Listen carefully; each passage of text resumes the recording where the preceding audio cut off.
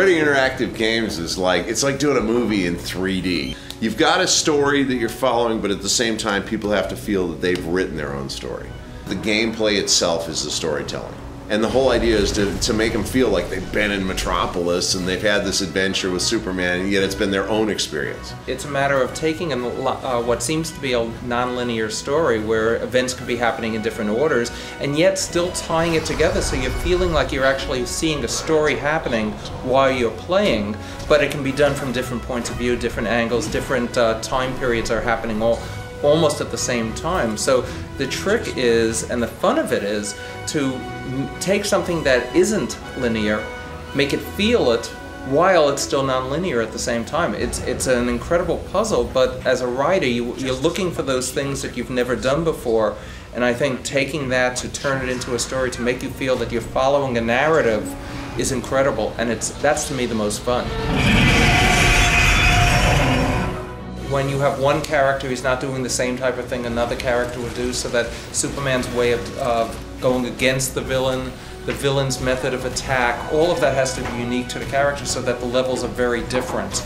And the characters that have been picked are very different from each other, so the actions won't be the same. It'll force you to have to rethink your ways. You're not attacking the same guys in the same way throughout an entire game because these characters won't let you.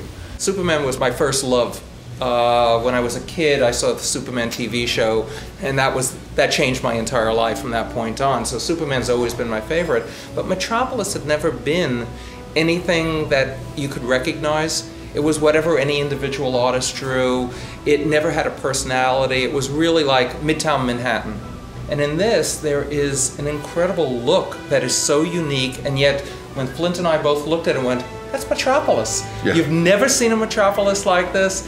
You've never seen a downtown Metropolis like this, or a midtown, and every section was different, and yet it all seemed to fit as a whole. It's not Gotham, it's not New York City, it's not any city you've ever seen, yet you know that's Metropolis. This is the place Superman would come from. In the past, a city is the backdrop.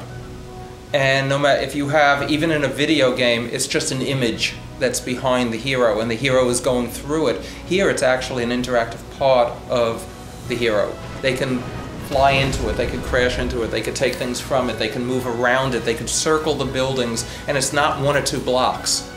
Like in a lot of games I've seen, this is an entire city. Metropolis was definitely the thing that blew me away.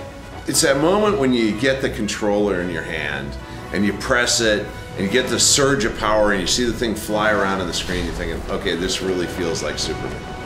That's where we want to be. It's not like a flying guy on the screen. This got to feel like Superman. You got to have the surge of power. You got to have the thing, shake by the fact it's Superman. You got to have the soundtrack burst.